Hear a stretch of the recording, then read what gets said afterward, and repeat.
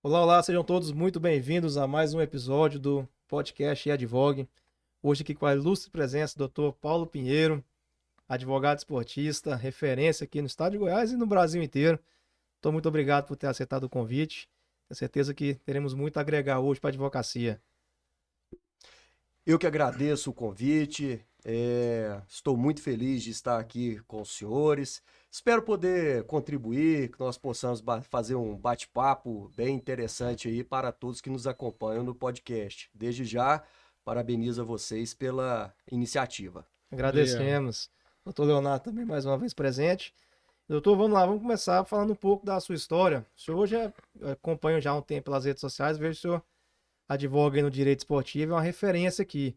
Mas como que o senhor começou? O senhor começou já no esportivo, ou o senhor começou em outra área? E o que que te atraiu para essa área do direito esportivo? Bom, desde criança eu sempre tive uma vontade de ser narrador de futebol, né? E quis fazer o curso de comunicação para narrar jogo de futebol. Quando eu cheguei à época de fazer vestibular, meus pais falaram: olha, além de fazer comunicação, faça direito também. E assim eu fiz. Tive êxito nos dois cursos, né? O ingresso nas duas faculdades, fazia o curso de comunicação na Federal pela manhã e o curso de Direito, à época ainda, Universidade Católica à noite. E aí, logo quando eu entrei na Federal, já veio uma greve de 3 meses. E era muito longe, eu era Hum, jovem, tinha ali 17 anos, e aquele deslocamento de ônibus, quase 2 horas para chegar, eu falei, eu acho que eu vou deixar isso para lá. E o primeiro ano também, além dessa greve, era só teoria.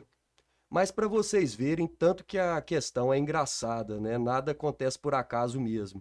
Todo formando em comunicação, ele tinha que fazer um projeto de final de curso. E naquela ocasião, tinha uma aluna do curso de jornalismo que ia fazer transmissões esportivas pela rádio universitária. E aí eles definiram, né? Olha, você vai ser repórter, você vai ser âncora, você vai fazer plantão, mas não tinha um narrador. olha, E aí tinha, coincidência. um amigo que também fazia o curso de direito e até então comunicação comigo. E eu já tinha um tempo, uns 4, 5 meses que não ia. Ele falou assim: não, mas eu tenho essa pessoa, eu vou resgatá-lo. E ele falou comigo, falou: olha, vai ter isso. Eu falei: então eu vou voltar. Voltei, conversei com os professores, nós iniciamos esse projeto dela, que foi no ano de 2000, que chamava e chama até hoje Doutores da Bola, da Rádio Universitária da Universidade Federal de Goiás, que é o maior projeto esportivo da América Latina em termos de comunicação feita por universidade. Bacana. E aí nós começamos nisso em setembro de 2000, estivemos lá naquela queda de São Januário, né, Hum, Vasco e São Caetano, e isso serviu com que eu fizesse todo o curso de comunicação e direito. Só que, analisando o mercado de trabalho, e ainda bem que foi um start muito novo, saindo de alguma daquelas transmissões que eu fazia todo final de semana no Serra Dourada, eu vi assim grandes cronistas esportivos com muitas dificuldades financeiras, indo embora pedindo carona, pedindo ali algum empréstimo, algum vale, alguma coisa. E quando eu estava próximo a formar, eu tive um convite para compor aquela ocasião a maior rádio, para ser um dos integrantes da maior rádio esportiva à época.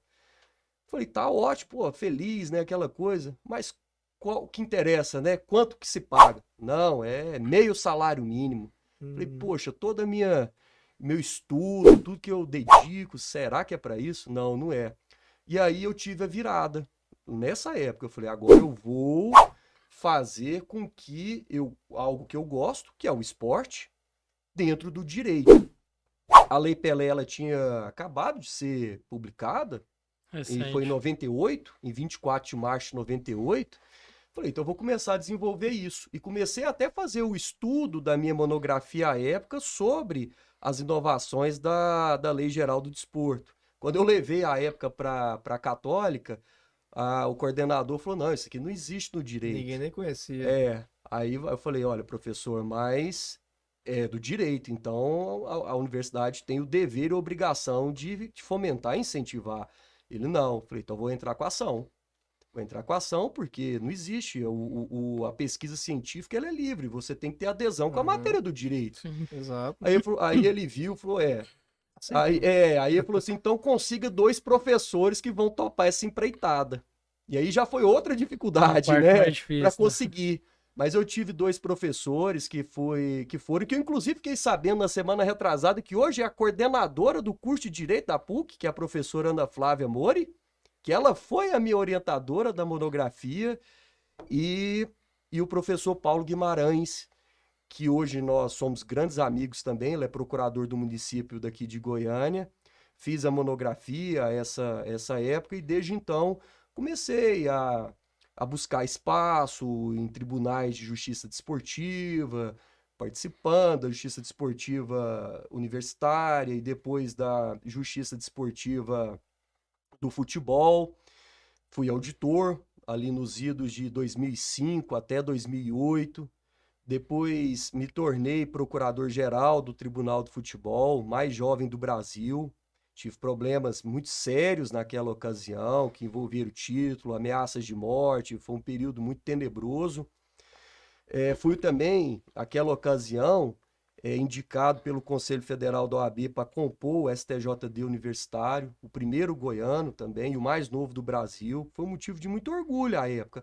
E aí comecei. Depois, quando eu saí da Justiça Esportiva, tive um convite para ir advogar para o Vila, né, em 2010 também. E aí nós fomos ampliando, né, Isso com tudo que o senhor outros fez, eu já era atletas. advogado na Já era época. advogado. Eu sou advogado já tem 18 anos, desde fevereiro de 2004. Então, tudo isso como advogado, acreditando, né? Claro, também trabalhando em outras áreas, principalmente a trabalhista, que sempre foi o meu forte de atuação, mas também sempre fazendo um estudo muito assíduo dentro do direito desportivo, acreditando, plantando, porque boa parte desses trabalhos são voluntários, a justiça desportiva, todos que trabalham são de forma voluntária. E tinha Buscando a especialização mesmo. isso. E aí, enfim, comecei a fazer diversos relacionamentos, né? E chegamos hoje com a advocacia consolidada nessa área do direito desportivo, né? Com atuação em vários clubes, não só a nível do estado, mas a nível nacional, representação de atuação enquanto advogado e não como intermediário, como empresário de atletas, de treinadores, comissão técnica, e participamos disso aí no mundo todo, de diversas negociações. Então, eu sou muito grato, né, também às oportunidades, mas também sempre busquei, não paro, né? Dentro disso, fiz diversas pós-graduações no meio desse caminho, fui também fazer cursos fora também do país.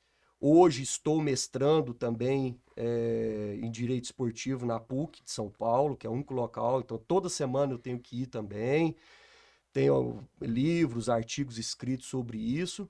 E hoje, nessa atual gestão da OAB, também estou como presidente da Comissão de Direito Esportivo. Esportivo, né? Justamente para tentar encurtar o caminho de quem tem interesse, né, de conhecer um pouco mais o direito desportivo e quem já começou, fazer com que não tenha tantos percalços igual nós tivemos, né, durante toda essa estrada, né, fazer com que a advocacia do Estado de Goiás ela tenha um protagonismo, porque aqui de fato há grandes e valorosos profissionais e nós temos que valorizar isso. É o papel que nós buscamos hoje também nesse viés também de OAB. Eu acredito que chegou o momento também que eu posso contribuir para que os jovens, ou quem já tem também uma estrada maior, que queira também conhecer o direito desportivo, né? Que o mercado de trabalho, principalmente das pessoas que trabalham aqui no estado,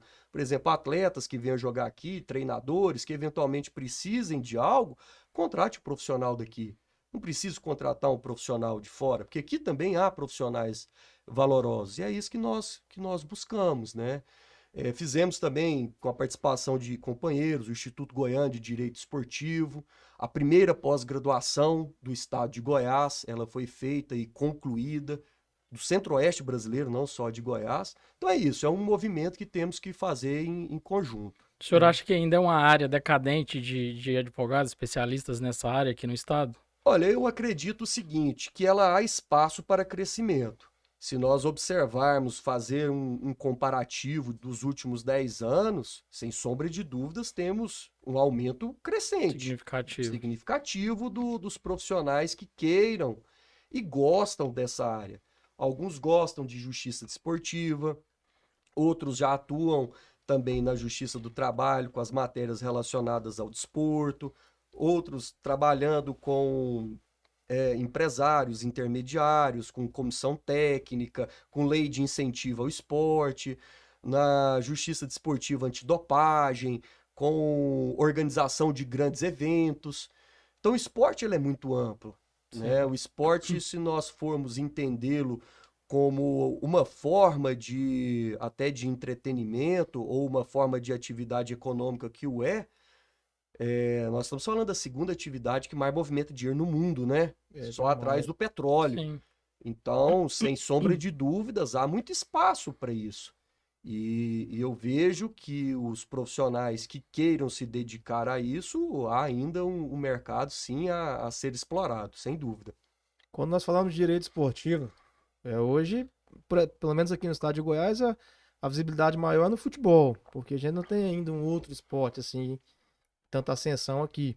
Acho que até no nível nacional não tem nenhum outro esporte.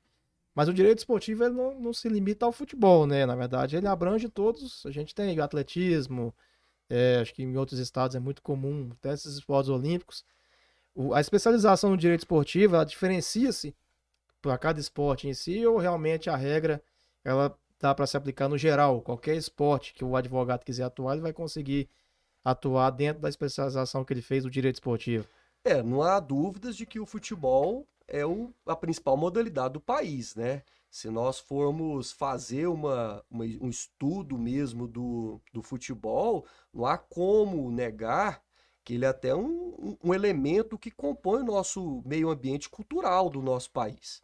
Mesmo quem não goste, não há como negar esse fato. Futebol, Futebol, ele faz parte desse meio ambiente cultural do brasileiro.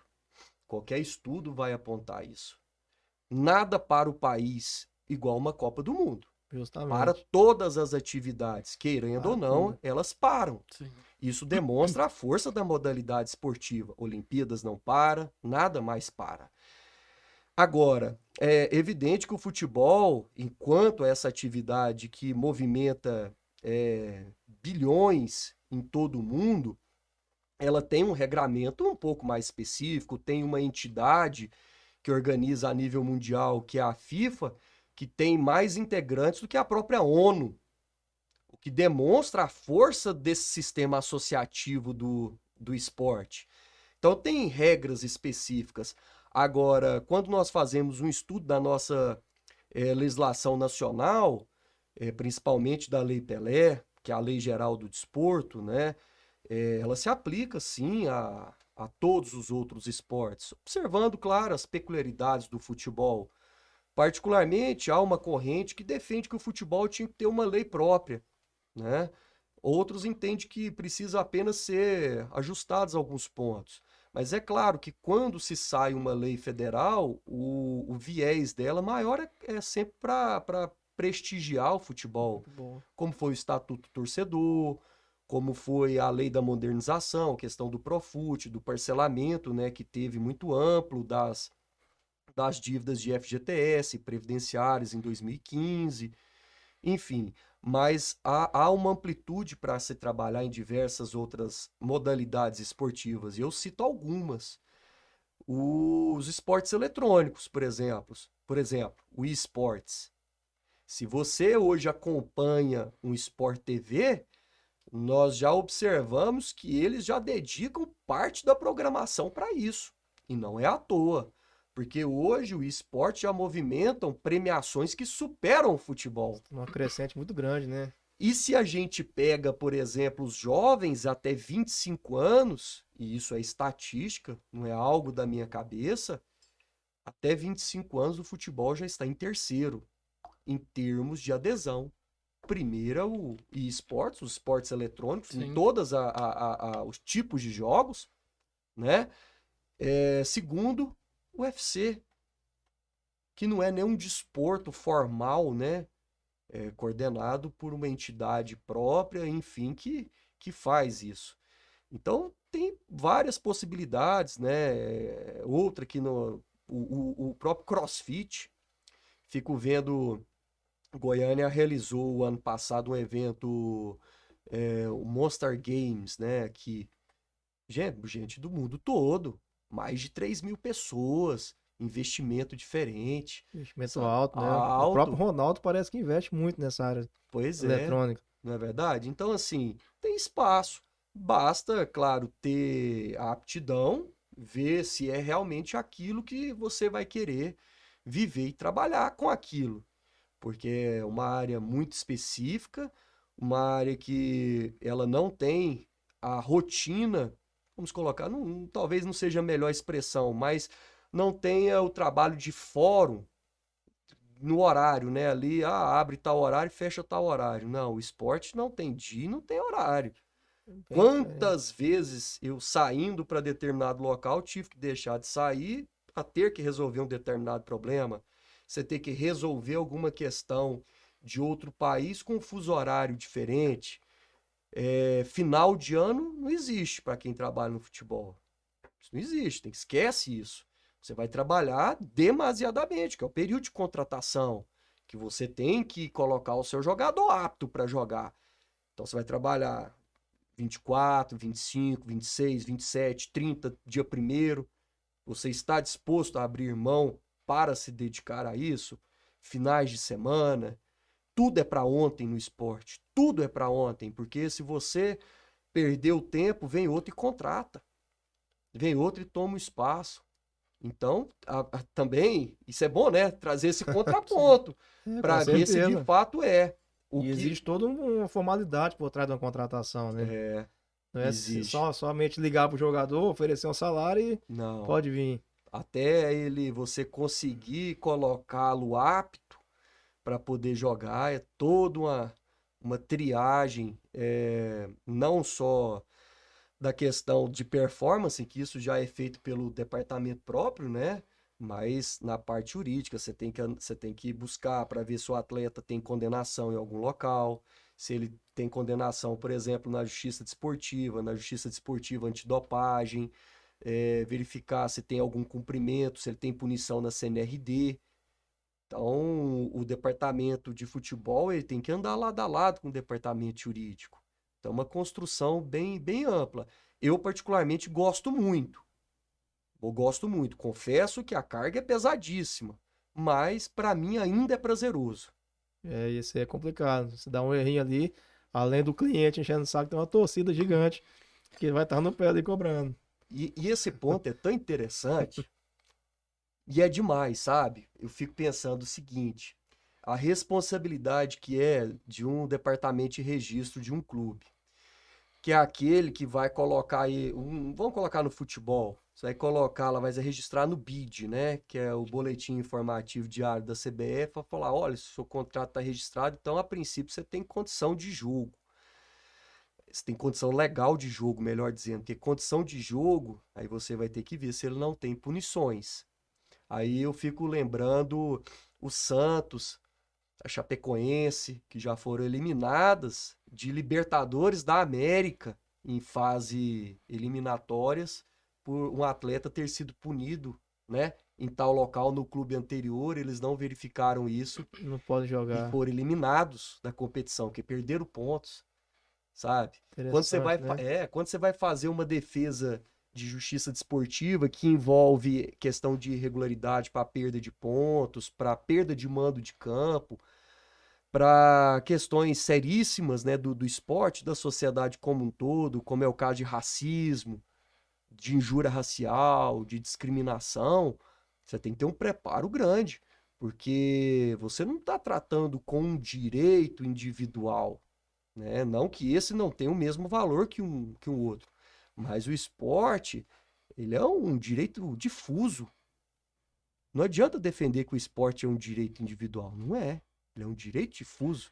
Imagina uma torcida de 1 milhão de pessoas esperando saber o que vai acontecer no resultado daquele, igual foi um rebaixamento da Portuguesa, daquele da vida. Onde que a Portuguesa está hoje? Está numa 4ª divisão de campeonato brasileiro, sabe? O resultado que decorreu de uma justiça desportiva. Um clube que rebaixou por causa daquilo. Então é muito sério, né? Isso movimenta um psicológico muito grande, né? É muita tensão que você tem que estar trabalhando com isso toda hora. E entrando nesse tema polêmico aí de racismo, injúria racial, o senhor atuando de perto, existe de fato uma punição para quem comete o racismo, a injúria racial?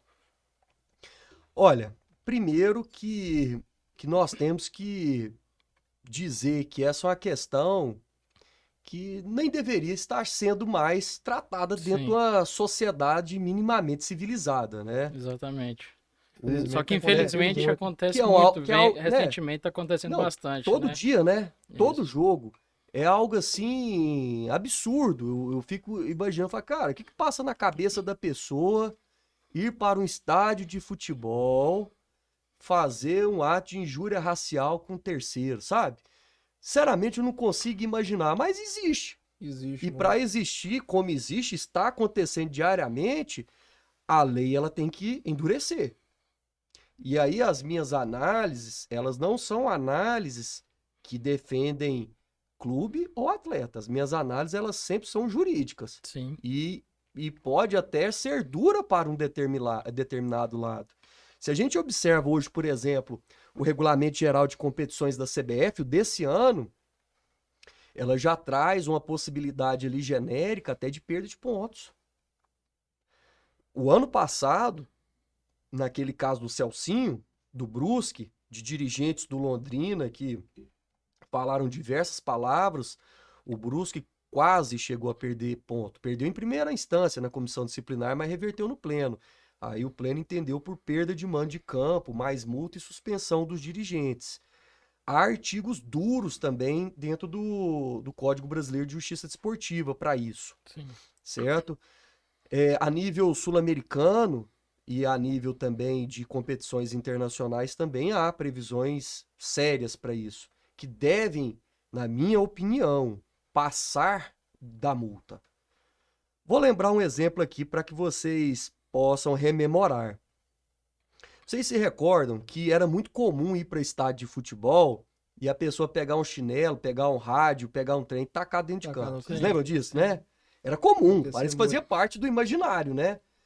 Aí o STJD veio e começou a punir com extremo rigor.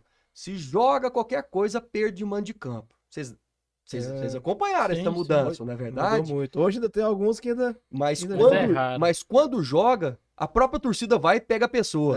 Isso. E já fala, "Pô, foi esse daqui que justamente. jogou, tudo leva ele embora." Sinalizador, o pessoal mesmo, a torcida ali já... Por quê? O efeito pedagógico. A pena no início ela foi dura, a torcida sentiu com a perda de mando de campo e a própria torcida passou a agir como prevenção para o clube. Sim. Isso. Então isso vai acontecer com casos de racismo e Racismo. injúria. Na hora que o primeiro clube perder pontos, e o Grêmio já foi eliminado de uma Copa do Brasil com isso, como foi aquele caso do Aranha, que aquela torcedora falou, xingou ele, né? Ah, Eu na lembro época- dessa na época situação. do O Grêmio. Grêmio foi eliminado da Copa do Brasil. Se o STJD tivesse mantido aquela linha dura, hoje nós não estaríamos falando disso aqui no Brasil, não. Pode ter certeza absoluta disso. Precisariam de mais uns 5, 6 clubes que perdessem pontos. Foi por esse motivo que o Grêmio foi eliminado. né? Foi por esse Eu motivo. lembro da situação, mas não lembrava. Foi, da- o Grêmio tinha perdido o sanção. primeiro jogo para o Santos. Aí, antes de realizar o segundo jogo, o jogo foi suspenso por causa dessa denúncia. E o Grêmio foi eliminado. Foi o primeiro caso de eliminação no futebol brasileiro por causa do racismo. Racismo. No Inclusive, caso teve um recentemente, né, com o jogador do Internacional, contra o jogador do Internacional. do Internacional com o Foi do com o Corinthians, Corinthians, né? Isso. Isso ainda está sendo ali Analisado, discutido né? ali no STJD, né? Como inquérito, para ver se de fato. Eu estava até acompanhando não sei se foi essa semana ou semana passada, que eu vi que o Corinthians apresentou um laudo técnico de leitura labial por 3 profissionais que assinaram o laudo dizendo que aquele atleta não falou aquilo. Que como ele era um atleta português, ele tinha dito uma outra palavra que se assemelhava. Sim. Então vai ter esse laudo e vai caber ao STJD analisar se é o caso de oferecer denúncia ou não, né, sobre isso. Eu acho que tem muito o que aprimorar ainda, né? Até porque a gente vê também muitos casos que realmente não acontece.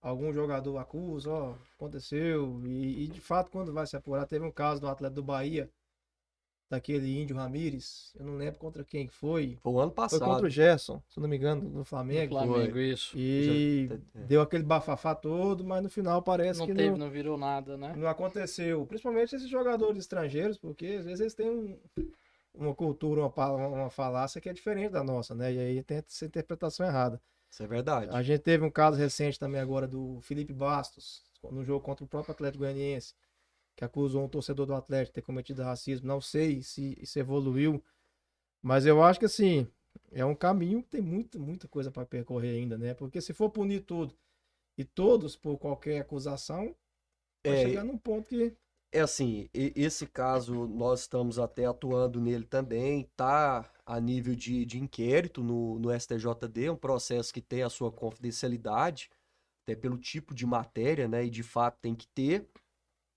Agora, num sentido amplo, essa questão de injúria racial, de racismo, de qualquer tipo de discriminação, né, como um todo, homofobia, discriminação por causa de religião, tem que ter um tem a pulso punição, firme. sim, Não concordo. só ser apenado na justiça desportiva, mas também criminalmente, civilmente. A pessoa tem que sentir a consequência do seu ato, para que ela repense e aquilo ali possa gerar um efeito cascata em relação aos demais. Porque, queira ou não, é a pena com uma certa, que seja uma pena mais dura, ela que vai ter um caráter educativo para esse tipo de Pra situação. evitar que aconteça, né? Eu penso assim. Tô aí uma dúvida que eu sempre tive, até fiquei intrigado com a situação que aconteceu. A justiça desportiva tem uma força muito grande.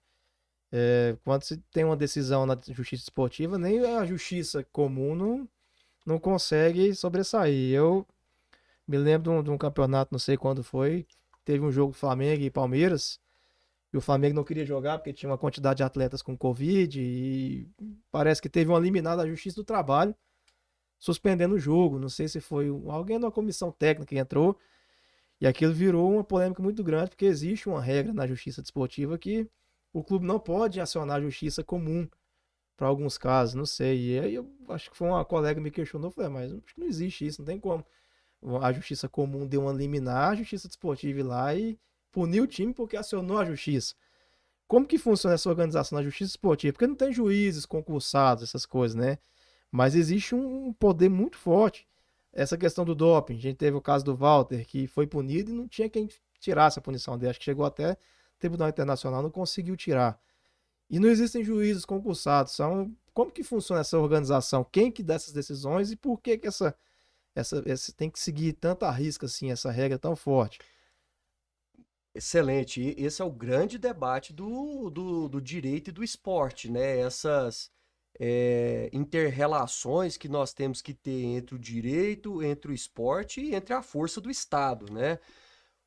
As regras do esporte, elas são transnacionais. O que que significa isso? Se você praticar o futebol aqui no Brasil, se você jogar ele de modo formal lá no Azerbaijão, a regra é a mesma. Então, é a transnacionalidade das regras do esporte. O esporte ele tem a sua autonomia quanto à sua organização e funcionamento. Quando nós olhamos a nossa Constituição Federal, nós temos que verificar lá o 217 da nossa Constituição. O 217, ele dá essa autonomia esportiva para as entidades esportivas se organizarem quanto à sua organização e funcionamento. Essa autonomia não significa que ele é soberano, não significa que ele está a par do Estado, mas ele tem uma autonomia diferente de uma autonomia particular para que o esporte ele possa funcionar. Dentro disso, quando nós olhamos também o 217, e é a única exceção do direito brasileiro, ele coloca lá no parágrafo 1º a existência da justiça desportiva, com competência material para julgar todas as questões referentes à disciplina e competição desportiva. Significa o quê? Que se você quiser discutir alguma coisa que não seja, que seja referente, melhor dizendo, à disciplina e competição desportiva, você tem que passar primeiro pela justiça desportiva, correto? Isso é uma previsão constitucional. Dentro desse funcionamento, dessa autonomia do esporte, os estatutos das entidades colocam que todas essas questões elas têm que ser resolvidas pela jurisdição do esporte. E que para você fazer parte dela, você tem que aderir a isso. Como é privado, você olha e fala, concordo em participar sendo dessa forma, renunciando à jurisdição estatal, certo? Renúncia.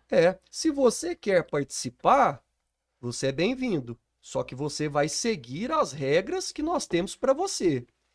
E dentro das regras que nós temos para você é essa, que você tem que aceitar, obviamente, a justiça desportiva e o tribunal arbitral, certo? Eu não concordo, então você não faz parte do meu sistema formal. Você pode jogar o seu futebol em outra situação, criar uma liga e jogar por si próprio, mas participar do sistema federativo, com Federação Goiana, CBF e FIFA, você não vai participar, sabe? Então funciona por causa disso. Agora esse seu exemplo, ele é muito oportuno, esse do Flamengo com o Palmeiras, que mostra essa irritação diária que tem entre o poder judiciário, que pode ter entre o poder judiciário e o esporte. É evidente que se essa decisão ela não tivesse sido revogada antes do jogo, e foi revogada pelo STJ, foi até um conflito de competência que teve, que chegou para a TST e o STJ decidiu isso minutos antes do jogo, né, que extinguiu aquela ação. Se determinasse que não ia ter jogo, não ia ter jogo. Não ia ter jogo. Ia ser algo que ia prevalecer. Se o Flamengo não jogasse, prevaleceria a decisão da Justiça do Trabalho. Porém, poderiam ser sancionados nos termos associativos. Entendeu? Porque quando você faz uma leitura do Estatuto da CBF, de todos que fazem a adesão a esse sistema associativo, coloca que não só os clubes, mas também as pessoas que possam utilizar uns laranjas e geram um determinado resultado para aquele clube, o clube tem que renunciar àquele direito que possa ter privilegiado ele. Que foi o que aconteceu no caso do Flamengo, não foi? Foi um terceiro, foi o sindicato, né? Foi o sindicato dos atletas, tudo, e conseguiu uma decisão até a nível de TRT, mas que posteriormente aí teve um recurso da CBF para o TST e teve um conflito negativo de competência, para você ver a força e a celeridade, né, que fizeram, porque tudo isso muito rápido, né? No estalar de dedos, né, já teve decisão. Imagina se todos os processos nossos fossem assim, né? Coisa de uma semana, né? Não, foram nada, né? 2 dias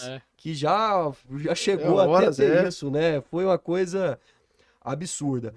Mas a gente observa um outro detalhe, sabe? Esse exemplo ele é tão interessante, isso para fazer um estudo, que o ano passado o futebol mundial ele teve perto de ter uma grande cisão, quando teve aquele início de criação da Superliga, para aqueles, salvo engano, 8 clubes saírem da UEFA e da Champions para criar uma liga própria. Se recordam disso?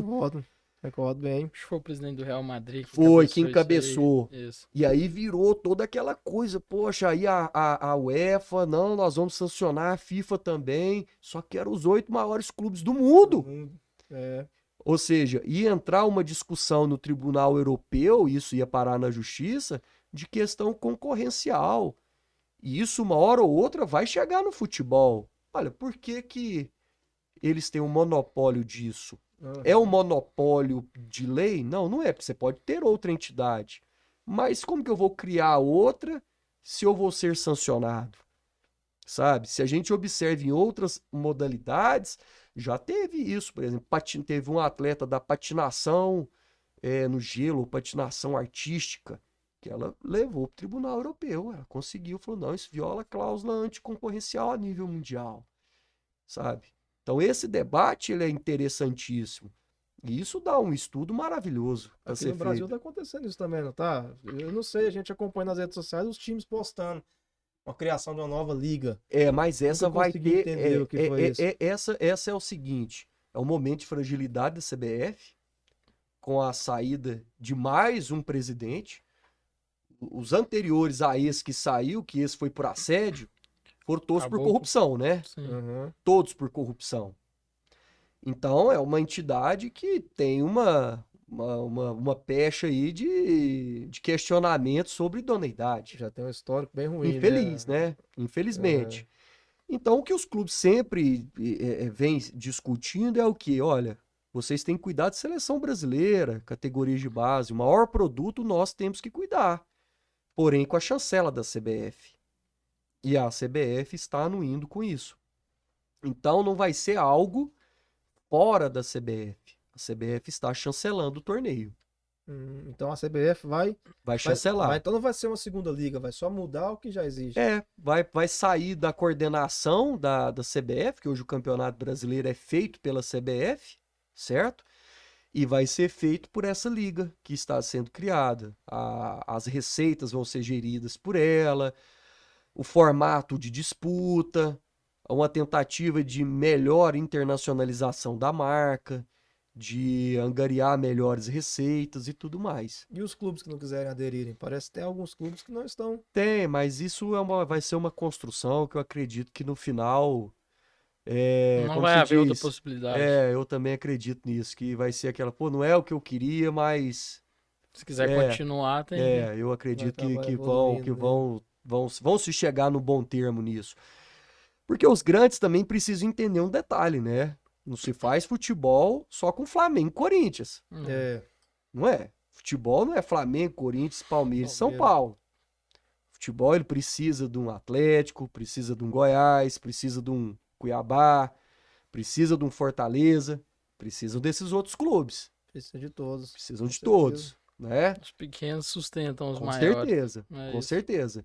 Então, o esporte é isso, para que você tenha competitividade, não adianta você ter um vácuo muito grande financeiro, que hoje já é gigantesco, né? Que hoje se você pega, tava vendo ontem faturamento do Flamengo no 2021, Absurdo, 1 bilhão de reais.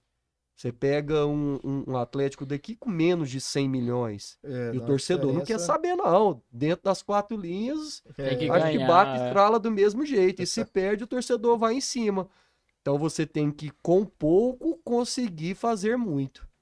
Doutor, e né? falando de torcedor, fala um pouco de torcida organizada. A torcida organizada, ela é um grupo informal, é uma entidade jurídica. O advogado esportivo, ele também pode atuar para... existe a possibilidade do advogado esportista atuar também para a torcida organizada ou não? Existe demais. Inclusive, a torcida organizada, pelo próprio Estatuto Torcedor, ela é uma pessoa jurídica de direito privado. Você tem o Sim. registro, você tem que ter um cadastro atual de todos os seus membros, Tem regras a tem seguir. regras a serem seguidas dentro daquela sua comunidade, né? Da torcida organizada. E também aquele cadastro ele tem que ficar disponível para consulta a qualquer momento do Ministério Público, da Polícia Militar. Tem que estar com esse cadastro, obedecer os requisitos que o Estatuto Torcedor traz, sob Bacana. pena de ter intervenção, não poder ir no estádio e tudo mais. Então é um mercado também que é possível sim trabalhar, com certeza. Não tem vínculo com o clube, né? A torcida organizada, juridicamente falando, não tem vínculo. Juridicamente não, né? Mas a gente sabe de vários clubes que têm uma ligação muito direta, né? Muito próxima. Torcida, né? Alguns clubes, inclusive, fomentam, né? Fornecem alguns ingressos, enfim. Alguns fornecem até um determinado espaço, né? Para que eles possam colocar ali os seus equipamentos e tudo mais. Aí varia de clube para clube, né? De acordo com o momento político também, enfim, isso conta muito. Pronto. Pô, só tem um programa, não sei se é da rádio, né? Mas que eu participo, que é a regra do jogo. Às vezes A lei do eu jogo. acompanho. É a lei do jogo ou é a regra do jogo? A lei A do lei do jogo, jogo. é. É, quando a gente vai falar de lei do jogo, eu fico intrigado também com algumas questões que acontecem. Porque o futebol, a justiça esportiva, deixa a gente muito na dúvida. Questão de arbitragem, VAR. A gente vê que hoje não existe, embora deveria existir, não sei se na teoria existe um padrão para ser seguido, mas a gente vê muita coisa acontecendo em questão de arbitragem. Sem punição. E hoje com o VAR, a gente fica até mais ligado. O árbitro erra, o VAR erra, o clube não pode fazer nada. Muita gente ameaça que vai entrar, vai pedir anulação do jogo. Eu, particularmente, só vi aquilo da Ponte Preta que aconteceu até hoje, não me recordo nenhum outro caso. Mas essa questão, erro de arbitragem, o juiz errou, alterou significativamente no resultado do jogo, tem a gravação, mas a justiça não pode fazer nada, não anula o jogo, o time não perde ponto. Realmente é assim que funciona ou existe uma brecha ali para anular e eles não anulam porque senão vai acabar virando uma festa ali, todo mundo vai pedir e vai bagunçar o campeonato?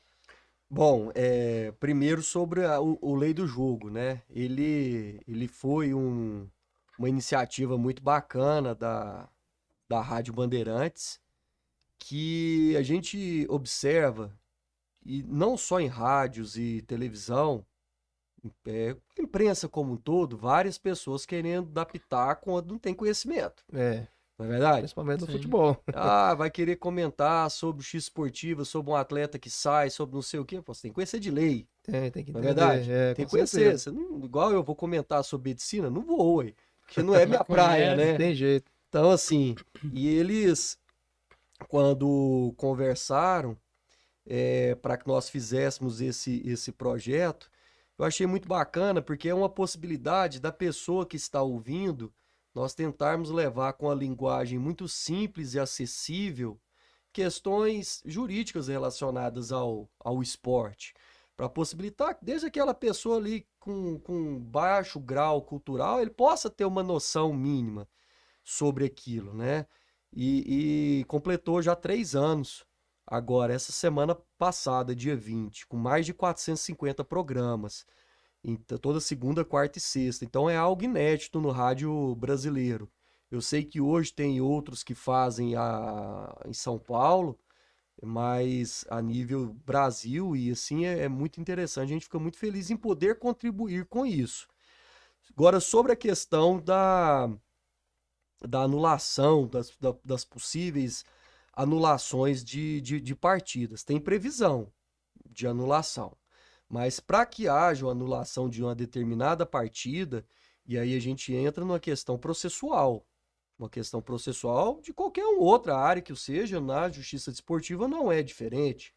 Você tem que demonstrar que houve uma violação a um erro de direito, especificamente sobre, teve 12 jogadores no campo. Alguma coisa mais ou menos assim, sabe? Que violam a regra da modalidade. Ou fazer a prova de que o árbitro está recebendo um determinado dinheiro, enfim, uma corrupção, alguma coisa, para participar daquela manipulação de resultados. Sob manipulação de resultados, nós já tivemos, né? No futebol No brasileiro. Corinthians, né? Na época, eu lembro. Do Edilson Carvalho, né? Do árbitro. 9 partidas que foram anuladas. E que até alterou a pontuação e o Corinthians foi campeão, né? Porque se seguisse a toada, o campeão seria o Inter. Eu lembro disso. Agora, de fato, o fato de errar na aplicação da regra não gera anulação da partida. Imagina, todas as partidas seriam anuladas, né? Poucos iriam valer. Todas elas. Todo jogo tem um erro, né? De entendimento do que o árbitro entende que é correto. Porque o VAR também ele não pode ser um revisor de todas as jogadas. O protocolo dele traz os lances em que ele pode ser e a decisão final tem que ser do árbitro. né?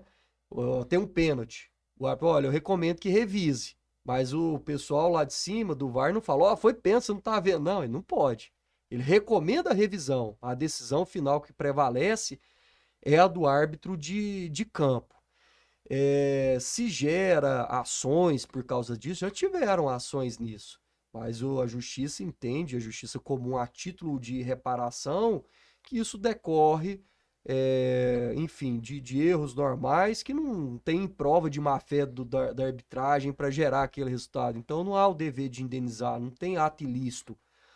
Agora, no campo da justiça desportiva, se o árbitro não observou as regras da modalidade, a procuradoria pode denunciar o árbitro, sim, com base no 266 do Código, e ele pode ser apenado por prazo. E vocês podem acreditar, tem árbitros que são apenados, talvez não são muito noticiados, mas tem. Árbitros que são apenados administrativamente pela própria comissão de arbitragem, falam, você vai ficar de molho, né? A expressão que eles usam por 4 rodadas e eles recebem por partida, então vai interferir direto no bolso. E na justiça desportiva ele pode ser apenado por prazo. Preencheu uma súmula errada, inverteu alguma coisa, tudo sim, ele pode ser apenado também. Suspensão, tudo isso acontece. Suspensão por prazo, sim, com certeza. Mas a interpretação de jogada e tal não tem essa. Não, de jeito nenhum. Teve até acho que não sei se é o Gaciba, sim, que saiu, perdeu o cargo na CBF, né? Porque estava muito frequente erros de arbitragem, né? Sim, ou seja, falta de qualificação, né? Falta de preparo de alguns. Hoje também nós temos que reconhecer algo, né? Que não existia há anos atrás. Hoje tem câmera em tudo quanto é lugar. Isso. Antigamente não tinha, né? Hoje nada passa despercebido dos olhos da TV. Isso. Então é difícil para arbitragem também. Agora, um ponto que eu vejo que deveria haver sim uma melhora é o investimento para a profissionalização da arbitragem. Ser reconhecida como profissão, com garantias de lei, com seguros, sabe? Com outra situação, até uma aposentadoria diferenciada. Hoje não.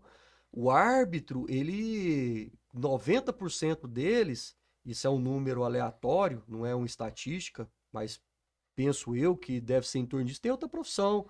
Ele é policial militar, ele exerce outra atividade, sabe? Só os árbitros de altíssima ponta que apitam toda semana, que particularmente não exercem outra atividade. Então precisa profissionalizar. Como uma atividade que movimenta tanto dinheiro, você não tem pessoas específicas para viver daquilo, não é verdade? Então é uma análise que precisa ser feita. Que tem projeto de lei já a nível federal, tem projeto de lei para isso, porém ainda na prática não foi regularizado. Imagina, olha o tanto que é uma profissão perigosa.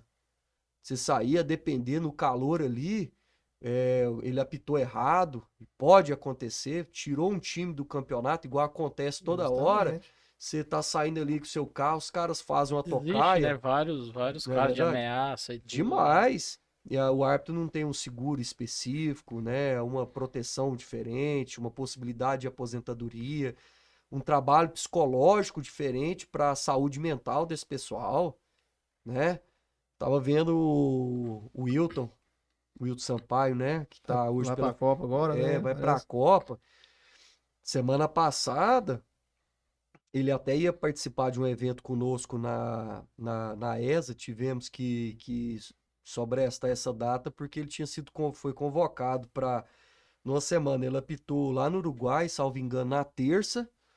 Na quinta, ele apitou o jogo do Grêmio, já teve que voltar para apitar. E final de semana, ele apitou Corinthians e São Paulo.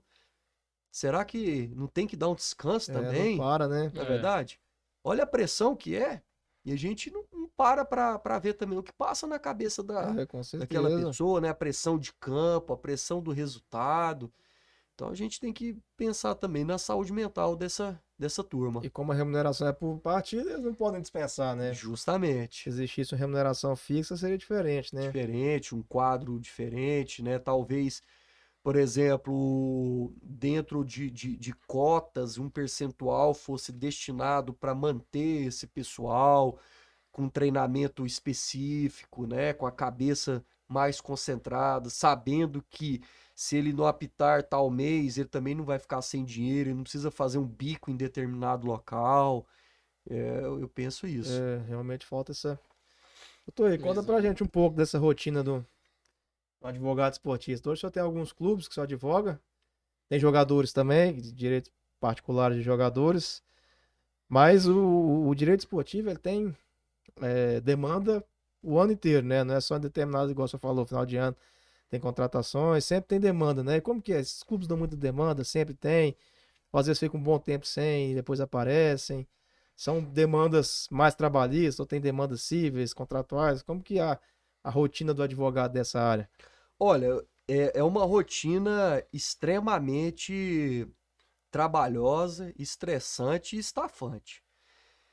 Em comparação com a advocacia contenciosa específica, que você ali, você vai fazer uma audiência, você vai fazer um determinado prazo, você trabalha muito mais dentro do esporte. Que você trabalha com. Você tem que imprimir uma razão dentro do ambiente que tem muita emoção, que é envolvido por torcedores, né? Então você tem os clubes que já têm um certo tempo de existência, tem demandas de todas as formas, né? Consumidor, administrativa, eh, trabalhista, cível, contratual, porque não é só o profissional, é toda aquela categoria de base, a logística de jogo, venda de ingresso, você tem que se organizar tudo isso, tribunais de justiça desportiva, julgamentos toda hora, um jogador que foi expulso, não sei o que, um atraso, um xingamento que teve, justiça desportiva antidopagem. Você tem formas também de se buscar arrecadações dentro das ações esportivas, a nível do próprio cenário brasileiro, como internacional também, para clubes onde atletas eventualmente tenham passado. Tem as leis de incentivo também, que é um mercado bacana. Então não para, certo? Para quem também trabalha para federações, também você tem questões estatutárias, quem tem dos seus associados que ficam ali fazendo todas aquelas solicitações de pareceres, momentos de eleição, também de requerimentos diversos, análise de conselho deliberativo, sindicâncias, muitas reuniões, de atletas, né? O atleta é um ente que tem muitos problemas, né? Sim. Ele pode ter um problema de pensão, pode ter um problema de um divórcio, ele pode ter uma questão de imobiliária, que se não for você, você tem que ter uma estrutura que dê essa aptidão Essa para que resolva o assistência. problema dele. Porque você, penso eu, dentro da minha análise, sabe? Você tem que tentar deixar o atleta focado para a prática esportiva e tentar tirar dele esses outros problemas que possam lhe tirar o foco. E esse é um papel do advogado que queira exercer isso, não ser só aquele formalista, que eu particularmente não vejo muito espaço mais para eles hoje em dia, embora respeite. Eu acredito que esse aumento da tecnologia, da digitalização, por exemplo, aqui o que nós estamos fazendo como um todo é uma demonstração disso. A informação ela é muito rápida, Sim. né? Você tem que estar acompanhando isso. Mas digo eu que eu particularmente gosto muito. E, de vez em quando eu paro ali, embora tenha toda uma equipe que também dá o suporte para poder dar conta dessa demanda grande, mas de vez em quando você para e fala, cara, vale a pena tudo isso? Essas análises são importantes nós fazermos Sim, também, com né? certeza. Vale a pena tudo isso? Porque você dedica a sua vida para terceiro. A É, advocacia é isso, não é verdade? justamente. Todas as áreas. Você tem que ter empatia pelo problema do outro. Você não pode morrer pelo problema do outro, concordo. mas você tem que ter empatia pelo que o outro está passando, para que você possa tentar dar o seu melhor, não é verdade? Justamente. Então, assim, isso te consome muito, sabe? Você sofre bastante, é toda hora, ó, mandei agora, tem que ser urgente, urgente. Você vai, pô, você quer fazer, vamos fazer um contrato de 5 milhões em pouco tempo, e tem que fazer, porque tem que entrar, tem que assinar, e Tem o que risco parar o que disso... tá fazendo e Não, atender. tudo. Você tem que parar mesmo. Literalmente, você tem que parar para poder fazer. E preparar as pessoas que possam te dar o suporte para isso também, né? Porque no meu caso específico, eu que gosto muito da parte acadêmica também, eu tenho que ter pessoas que vão conseguir ajudar nessa parte operacional. Mas que é estafante, viu? Afirmo a vocês e a todos que nos acompanham. Mas, porém, entretanto, é gratificante. Eu gosto bastante. Não, já conheço também colegas que começaram e falaram, Deus me livre, tô fora Quer nem disso. Não saber. aguentou. São assim, não tem certo e não tem errado, sabe? O esporte é muito bom, mas imaginem, é, é, é, vocês, imaginem aí todos que estão nos acompanhando. O alto rendimento, quando a gente fala em alto rendimento, um atleta de alto rendimento, qualquer modalidade, um atleta olímpico, Aham. aquilo é saudável? Não, não é saudável, Não é né? saudável? Tem que se Não é esforçar ao verdade? máximo, ver no Não é limite. saudável. Aquilo não é contra a saúde. Sim. A pessoa, para poder competir, ela vai ter que colocar o seu corpo à exaustão. Várias vezes vai ter que tomar anti-inflamatórios diversos para poder controlar a dor. Aquilo é saudável? Não é saudável. Esse é o alto rendimento. Sim. E o alto rendimento da advocacia esportiva, ele não foge disso. Em períodos, por exemplo, de janela de transferência, em que você se vai trabalhar efetivamente nisso, em clubes ou como intermediário, enfim, esquece sua vida. Sua Não vida é para para. aquilo, não para. Dedicação Família, exclusiva. filho, esposa, cara, eles vão ter que acostumar, ou então ela vai te trocar. Então, você tem que deixar isso muito claro. Olha, a minha vida é essa, serve. Isso tem que ser conversado. Sabia? Final de ano. Tem que. Não tem jeito. O atleta não espera. Aquele movimento não tem aquilo. Então é uma análise que você tem que fazer de carreira, de vida. Olha, eu quero isso. É isso que me faz o sangue ferver. Vá dentro. Porque tem espaço. Tem espaço. Não sei se a advocacia contenciosa, né, fazendo um comparativo com outras áreas, seja o caminho também, sabe? Fico pensando nisso, né, com o judiciário da forma como É. está, né, cada vez mais assoberbado.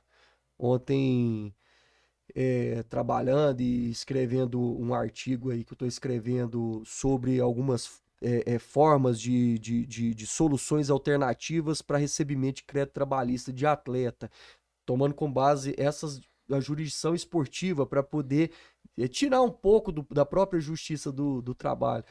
Fiz a leitura daquele relatório do CNJ, brincadeira. Quantidade de ações, sabe? Não para. Não para, Gigantesca, né? gigantesca. Então é a máquina de triturar a gente, É. de triturar advogado, de triturar a parte, de triturar a magistratura, os servidores, sabe? Então é só análise que nós temos que fazer É. de vida, né? Acima de tudo. E eu acho que vai muito também de propósito de vida, né? Com Você hoje certeza. construiu o seu nome, construiu a bagagem que tem justamente porque se dispôs a pagar esse preço, né? Com certeza, isso é um fato. E não Eu é todo mundo que dispus. tem essa disponibilidade. E assim, e dispor a pagar esse preço de, de sábados, domingos e feriados, finais de ano, virar à noite, acreditar no negócio, acreditar no que eu tinha de planejamento.